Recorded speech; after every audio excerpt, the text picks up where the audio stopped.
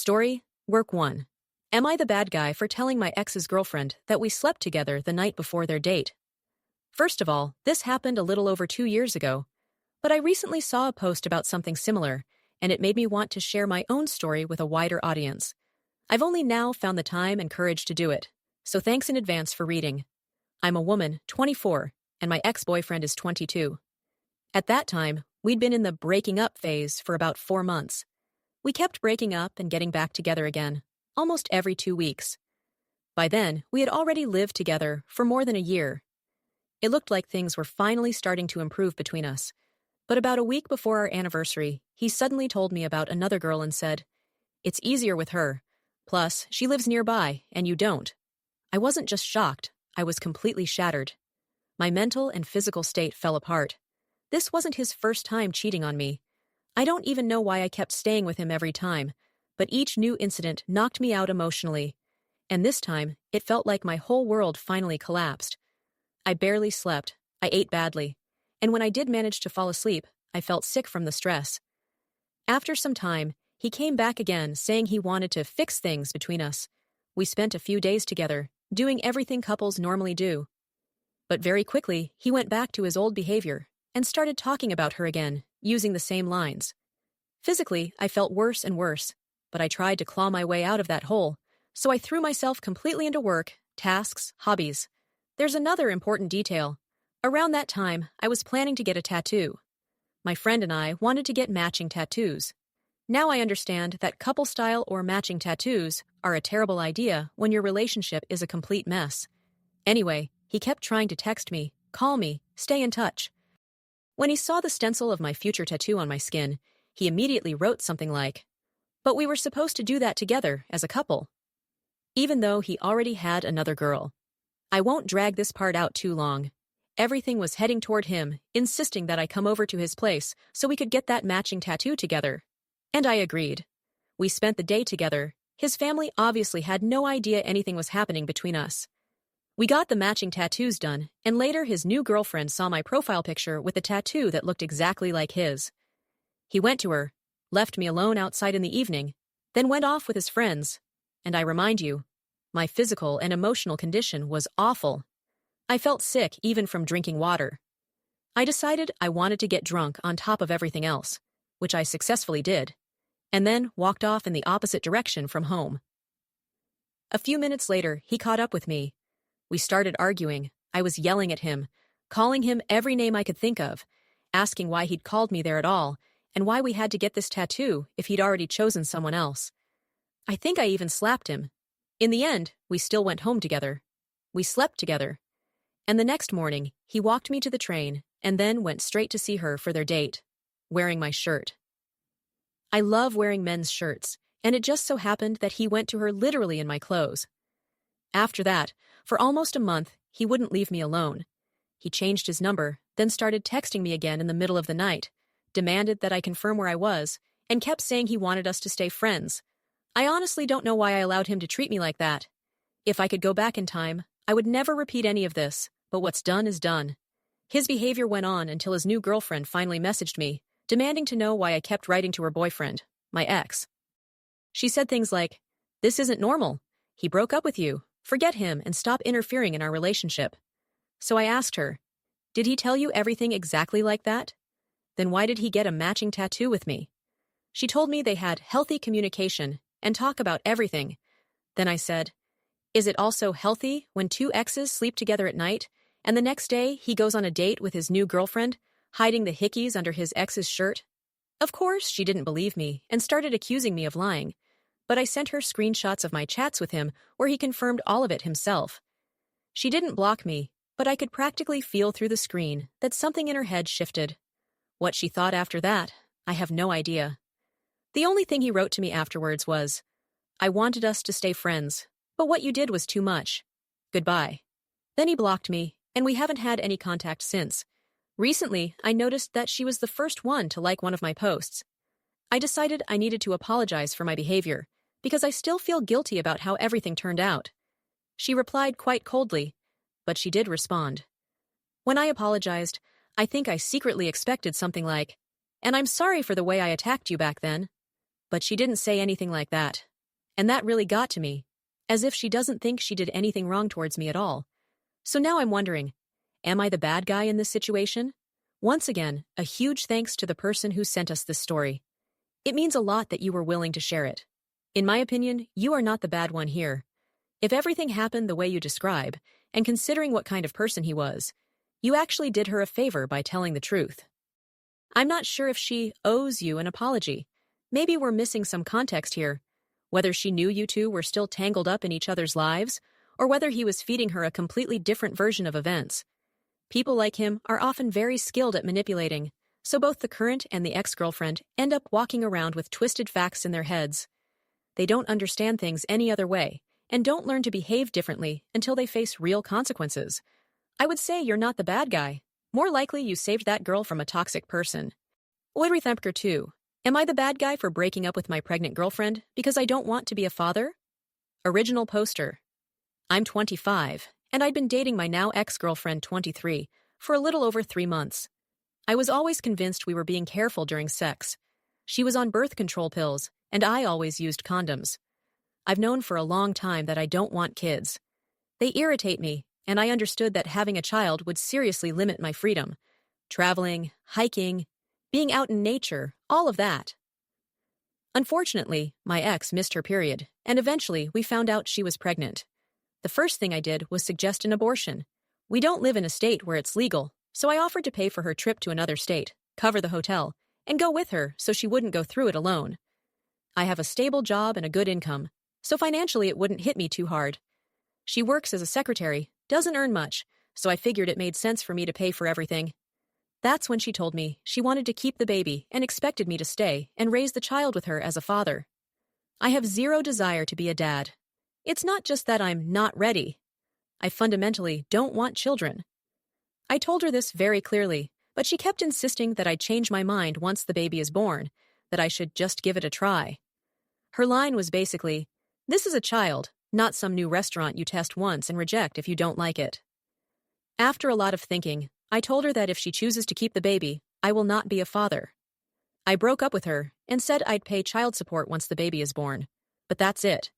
I thought that would be the end of it, but she kept messaging me, begging me to come back, saying she can't do this alone. She sent voice messages, crying. It hurt, but I didn't change my decision.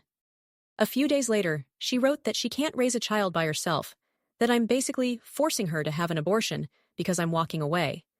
Then she called me a jerk, an abuser, and a sexist. She kept writing, asking to talk again. Of course I feel bad. We did have what seemed like a good relationship, but I simply don't want to be a father. The idea of paying child support for 18 years already makes me tense. It will limit me financially, too. I also feel like it would be unfair to the child. I'd probably end up taking out my frustration on someone who didn't do anything wrong. To me, that seems even worse. With all that in mind, I went to Reddit to ask, am I the bad guy? I definitely feel like one, but I also believe I acted honestly and consistently. Commentary from the host, person analyzing the story. Strictly speaking, neither the OP nor his girlfriend is a clear-cut villain here. In my opinion, the only truly awful thing було б, якби вона відкрито брехала про контрацепцію. If she really was on birth control, and he really always used condoms, the chance of pregnancy was tiny, but never zero. First thing I want to point out. 3 months of dating is very little time. 2. Decide you are madly in love forever. Declare this person the one for life. Or, even more so, consciously plan to have a child together. 3 months is not enough to truly understand whether you both want to parent together. And it is definitely not enough time to say, let's just try, it's a kid. A child is not a new restaurant and not a new dumbbell at the gym. It's a huge responsibility that really changes your whole life. If someone was, honestly and clearly it says, they don't want to be a parent, mother or father, forcing them into it is, in my view, wrong. Especially if they did everything reasonably possible to prevent a pregnancy, and from the start were upfront about not wanting kids. On the other hand, once a pregnancy happens, there is still some responsibility. And while he doesn't have to be emotionally involved as a dad, financially contributing to the child's life is fair. У цьому моменті я з ним погоджуюсь. Емоційно він не готовий, але фінансово брати участь має. There was also a Reddit comment read out. If she continues the pregnancy, ask for a paternity test. You both tried very hard to prevent this pregnancy, but things happen. A test can be done even during pregnancy via a blood test, with no risk to the baby. It needs to be done before the birth certificate is filed. You've only been together 3 months. Make sure of everything before signing anything. Honestly, that made me think too about whether she was really taking her pills correctly. The risk of pregnancy with double protection is extremely low. The phrase, "You'll change your mind once the baby is born, just try," is a massive red flag for me. Having a child to try it out is reckless and irresponsible. If you don't want kids, don't have kids. If you're unsure, wait. Don't experiment on a living person. Toxicrelationships. Update number 1 from the OP. After reading the comments, I hired one of the best family lawyers in my state. He immediately told me my ex should no longer contact me directly. All communication should go through him. A paternity test was scheduled for the following Wednesday. I didn't know how long the results would take, but the test would tell us everything. If the child turned out to be mine, we'd go to court to determine child support and formalize everything according to my rights. I also saw a lot of comments about vasectomy. Many people said that if I'm so strongly against having kids, I should get the procedure done. Honestly, I hadn't seriously considered it before. Last year I talked to a urologist, but he said that in our conservative state, most doctors won't do a vasectomy until you're at least 30 or already have at least one child. Some commenters wrote, "You can just fly to another state and do it there. I might actually do that when all of this is over." As for contraception, I bought the condoms myself and made sure we used them every time. On our first date, I asked whether she was on birth control, and she said yes. I took her at her word. Maybe that was naive. Ned? Update number 2. I took the paternity test and got the results. The baby is indeed mine. When I met with my ex, we talked about birth control. She told me she had been taking the pill and hadn't planned to have children, but when she found out she was pregnant, she changed her mind. I repeated that I don't want to be a father and made it very clear that I wouldn't be involved in the child's life. Then I offered her, 3 options. 1. Abortion. She can have an abortion in any state she chooses. I'll pay for the trip, a week of accommodation, so she can rest and recover. Florida, New York, Los Angeles, wherever. The only condition, I get some form of confirmation that the procedure actually happened. 2. Give the baby up for adoption. She carries the pregnancy to term. I cover all medical costs related to the birth, and then the baby is placed for adoption. 3. She keeps the baby. I legally terminate my parental rights, go through the court process to remove me as a legal father. My name does not appear on the birth certificate, but I still pay child support, meaning I take on financial responsibility, but not emotional or parental involvement. It was a very tough conversation. She cried, told me I could be a loving, good father, asked me to at least try, reminded me how good our relationship was before the pregnancy, and asked me to imagine our future with a little girl. I told her that our good relationship only lasted 3 months, and that I still absolutely did not want to be a parent. In the end, she said she would keep the baby and be a single mother, even though she's only 23. She said that if I stay by her side during the birth, hold the baby, maybe I'll feel something and change my mind, and if not, she might eventually consider adoption. She also said that if someday I change my mind and decide I want to be in the child's life, she will be open to it. But I made it very clear I don't want to be involved in raising a child at all. I honestly don't know what to do.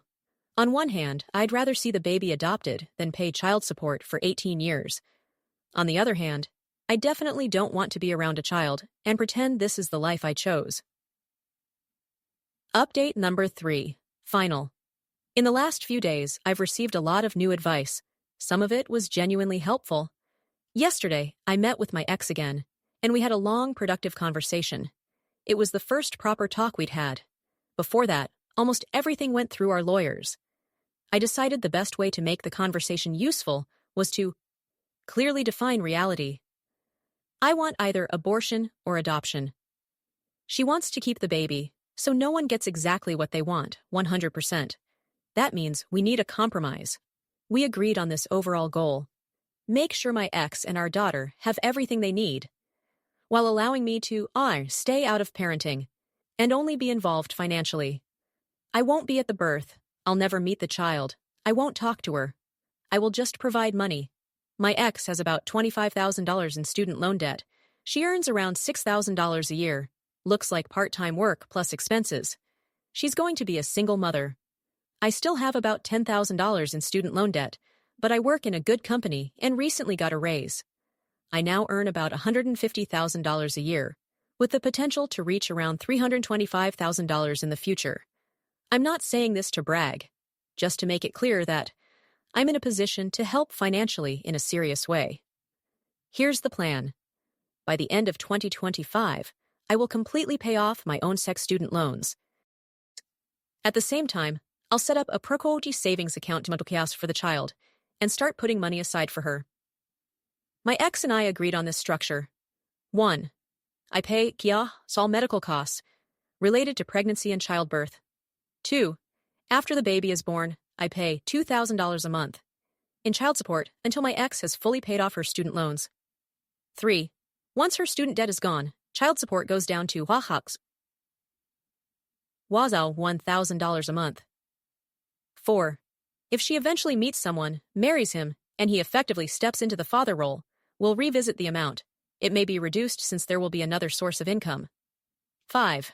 Separately, I open a college fund for my daughter and deposit $500 a month. Until she turns 18, she'll only get access to that money if she decides to go to college. If she doesn't, the funds revert back to my personal savings. It's my way of making sure this money is specifically for her education, not just a random cash gift. Beyond finances, there was the question of emotional support, and this is where my older sister comes in. My sister and her wife have been thinking about adoption for a while. They love kids. I asked my sister if she'd be willing to help my ex with the baby.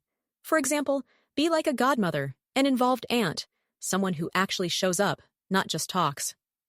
My ex agreed. There was one more important condition I set regarding my parents. My parents are very religious and very homophobic. When my sister came out at 14, they basically threw her out of the house. She cut contact with them, and I completely understand why. I told my ex very clearly. My parents are not allowed to know about the child or see her. If I ever find out she has introduced them to the baby or let them into the child's life, the college fund is gone.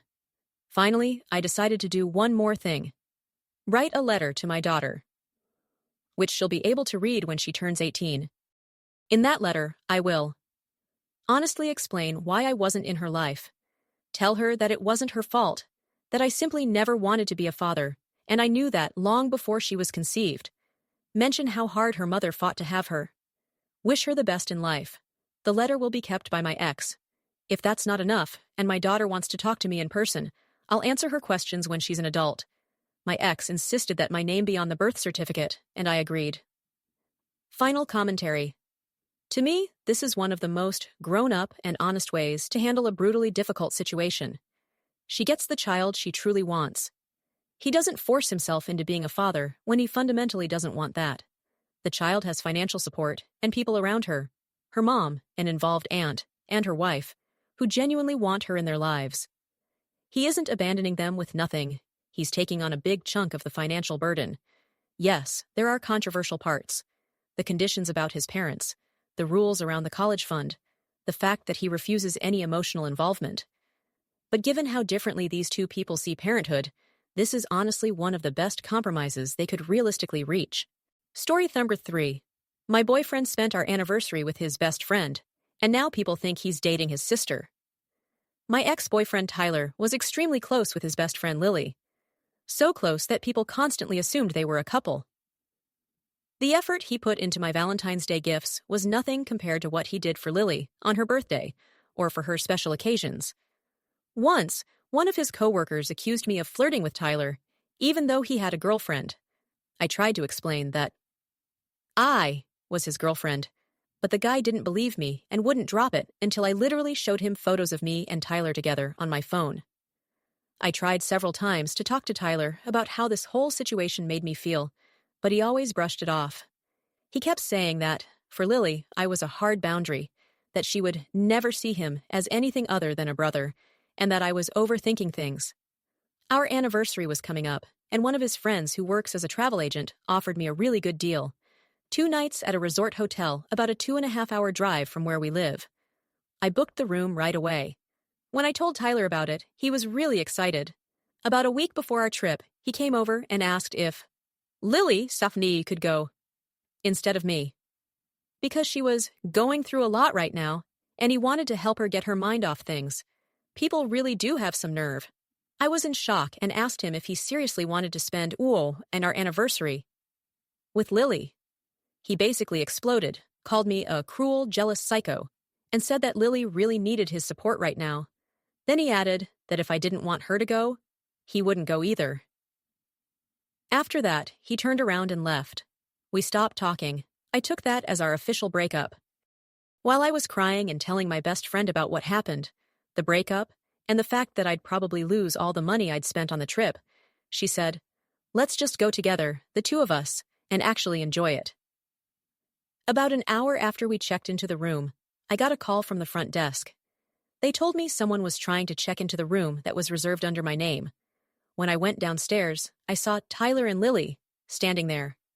Tyler immediately rushed over to me and started yelling that I had taken his room, because they were also planning to stay there.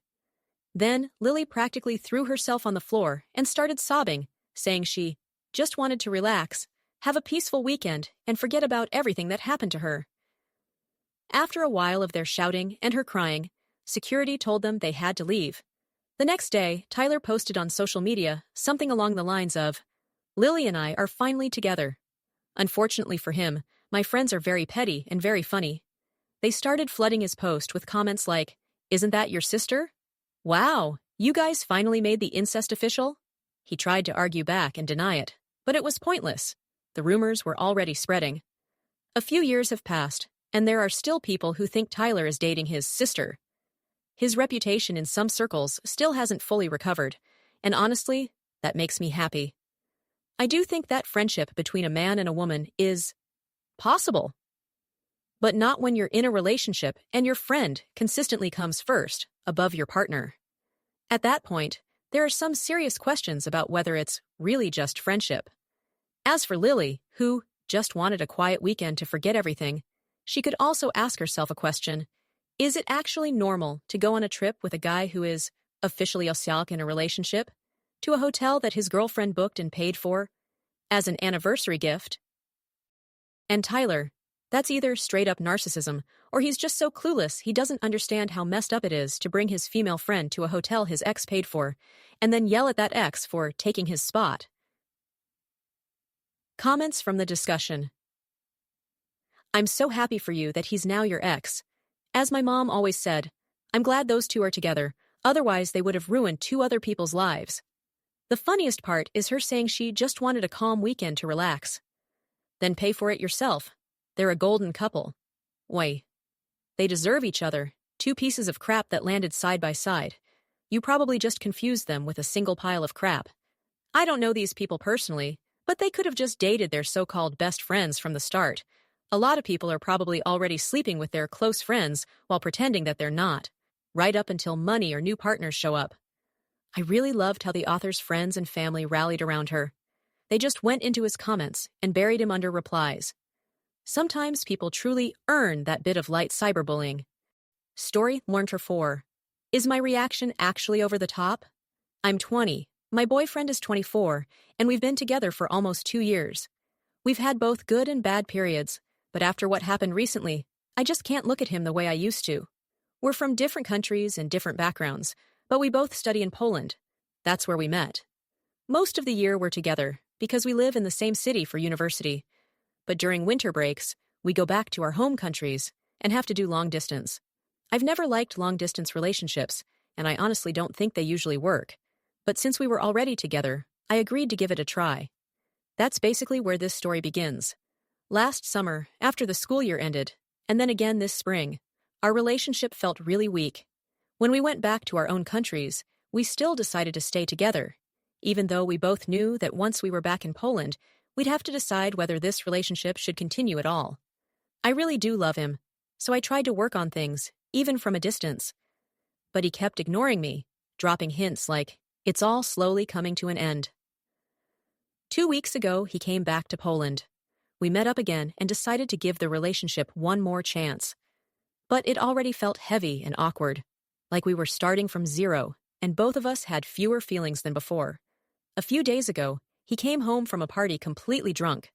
I'd been at work that night, so I couldn't go with him. I had this awful gut feeling. When he fell asleep, I took his phone. I know that's not okay, but my fear completely overruled my rational thinking. What I saw scared me to death. It turned out that over the summer, he'd been flirting with a mutual acquaintance of ours. Let's call her Olya. She had met him not that long ago and started messaging him, asking him straight up if he wanted to sleep with her. According to him, he kept turning her down, but she kept writing, wanting to stay in touch. He says he mostly ignored her and only replied in short conversations at parties. On top of that, I found flirty messages with 2 other girls. After that, I honestly couldn't even name my emotions anymore. My whole body was shaking and the tears just wouldn't stop. In the morning, when he woke up, I told him I'd taken his phone and read everything. He said he would be honest and admitted that Olya wasn't the only weird girl he'd been texting a lot with. But, according to him, with all the others he wrote for just a few days, and Olya was the one he talked to the longest. Probably the worst part for me was one specific message that said, "Feels like I'm starting to fall for you." Later, he tried to convince me that none of it was real, that it was just his ego talking. He claims that at the time he wrote it, he assumed that once he came back to Poland, he and I would break up. He swears he never kissed anyone, never touched anyone, that he doesn't actually like her, and that, in his logic, this means it wasn't real cheating. We decided to at least try to work through it, instead of breaking up on the spot. Now I'm having emotional breakdowns from time to time. I can suddenly start crying or yelling. He tells me I'm overreacting, that this doesn't count as cheating for me to react this strongly. But those messages are playing in my head 24/7. I replay them mentally, wonder how he could do that to me, ask myself if I somehow deserved it, and whether I'm even normal for taking it this hard. And still, deep down, I feel, to me, this is cheating. The first thing I want to tell you is this. You cannot deserve bad treatment. If someone treats you badly, it's not because you somehow earned it. Second, cheating means different things to different people. For some, cheating already includes watching porn. For others, it's emotional intimacy and flirty messages. For some, only physical sex counts, and everything else doesn't matter. But if so is for you personally, this feels like betrayal. If these messages one read as cheating to you, then that is completely valid. Honestly, I would also see this as cheating. I'm sorry, but a line like, "Feels like I'm falling for you," if he truly doesn't like her at all, then why was he messaging her in the first place? Why write things like that? Why continue the conversation? Why let it go that far? The excuse, "It was just my ego," sounds like exactly that. An excuse. If it's just his ego, then he can go live with his ego, not with a girlfriend who's in pain because of it. I'm not going to tell you, break up with him right now, or, you must stay and fix it. That's your choice. What I do want you to know clearly is this. If you're not okay with the way he was texting other girls, that's valid. If you're suffering, crying, and can't relax because of it, that's also valid. Your feelings are real and important, not dramatic or too much. The only question left is, can you eventually let this go and move forward in this relationship? Or do you actually need to move forward without him? Thank you for watching. I'm counting on your subscription, likes, and comments. All the best, and take care of yourselves.